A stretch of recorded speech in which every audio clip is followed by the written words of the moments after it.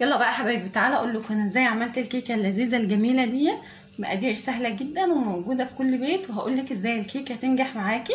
تعالي كده نقول بسم الله ونقطعها من جوه ونشوف جمالها. بسم الله. شايفين يا جماعه؟ شايفين جمال الكيكه؟ من هنا ابيض وشوكولاته ومن هنا شوكولاته. شايفين جمالها؟ ما شاء الله، حلوه جدا الفكره. ادخلوا جربوها وهتعجبك باذن الله. هوريكي ازاي تعملي كيكه بدرجات كده معينه وتطلع معاكي ابيض وشوكولاته في نفس الوقت. فكره حلوه جدا وسهله وبسيطه ومش مكلفه اي حاجه خالص. بس ان شاء الله لو عجبك الفيديو ما تنسينيش في لايك واشتراك وتعملي شير عشان الفيديو يوصل لاكبر عدد ممكن. بسم الله الرحمن الرحيم، والصلاه والسلام على اشرف المرسلين. ازيكم يا حبايبي؟ عاملين النهارده باذن الله هنعمل مع بعض الكيكه العاديه بطريقه سهله جدا وبسيطه، وباذن الله هتطلع معاكي ناجحه في منتهى الجمال.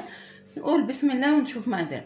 عندي هنا 2.5 كوباية من الدقيق، معاهم معلقه واحده بس من النشا، معلقه هرميه كده، وعليهم كيس واحد من البيكنج باودر، النوع اللي بتفضليه، بس انا بصراحه بفضل النوع ده. حلو جدا ما شاء الله عليه، وبيطلع الكيكه ما فيهاش فراغات وبيطلع الكيكه حلوه جدا. يبقى 2.5 كوباية من الدقيق، عليهم معلقه من النشا، كيس بيكنج باودر كامل.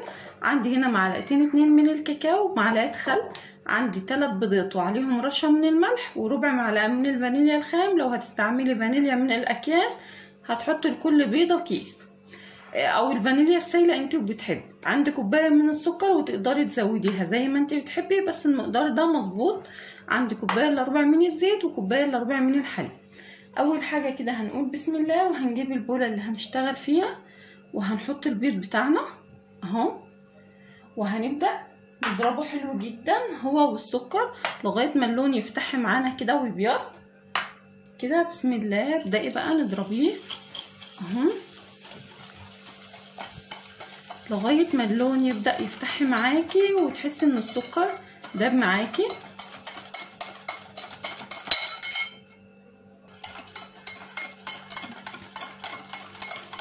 كده.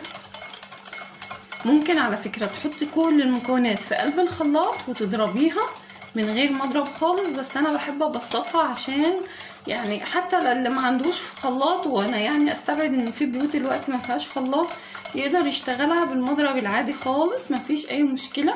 انا هقعد اضرب فيها بقى حوالي كده 2 دقيقتين لغايه ما اللون الاصفر ده يفتح معايا ويبقى ابيض.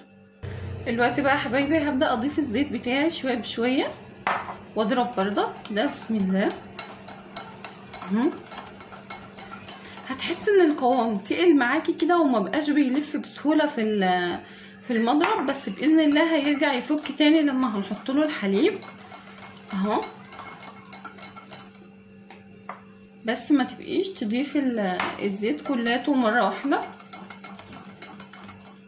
دلوقتي بقى هنضيف الحليب، هيفك لنا القوام تاني بسرعه خالص اهو. شايفه؟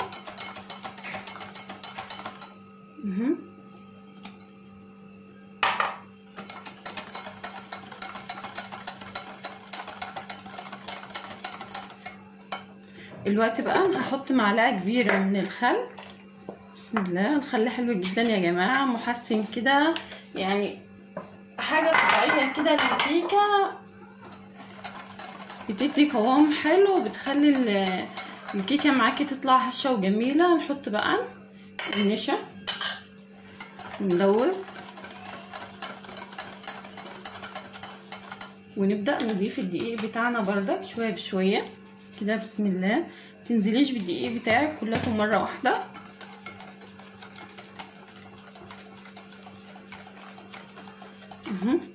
وهحط كمان البيكنج باودر عشان يلف معايا بسرعه ويبقى اتوزع كلاته في كلات الكيكه كده يا جماعه.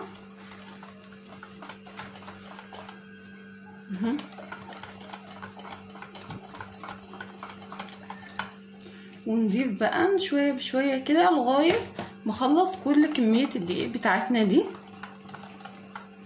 انا بستعمل هنا دقيق جميع الاغراض، تقدري تستعملي دقيق الكيكات مفيش اي مشكله، بس دقيق جميع الاغراض دايما بيمشي ودايما موجود.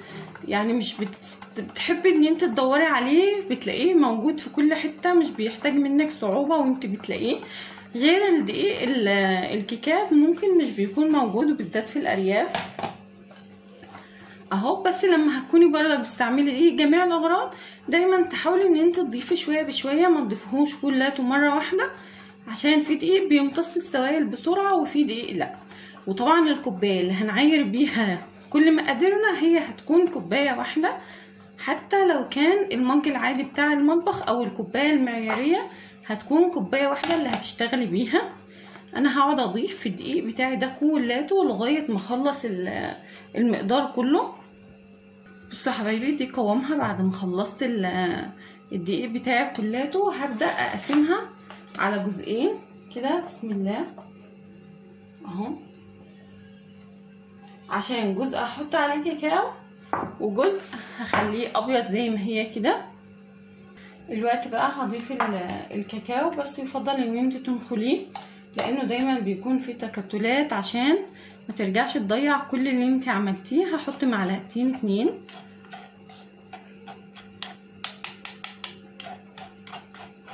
انخلهم كويس.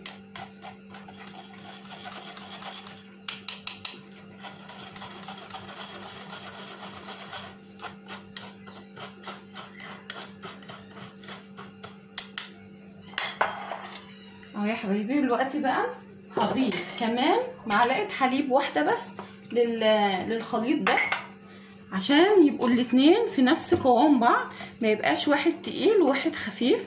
وهدوبها بقى كويس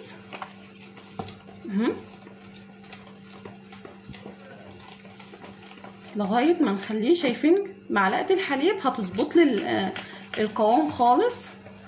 انما طبعا لو ما كنتش حطيتها كنت هتلاقي القوام عندك هنا ديت مظبوطه ودي تقيله. حتى بردك لو انت بتعملي كيكه وجيتي تحطي وحسيتي ان الدقيق جه كتير وما بقيتيش عارفه تتصرفي، هتزودي معلقه حليب، مفيش اي مشكله. اهو كده خلاص القوام بتاعنا بقى مظبوط. نجهز الصواني بتاعتنا بقى. بصوا يا حبايبي انا عندي الصينيه دي مقاس 30. هبدا كده احط شويه من البني، تمام اهو، وهلفها واحط شويه من الابيض كده، وبرده هلفها وارجع احط بني اهو، وارجع احط ابيض،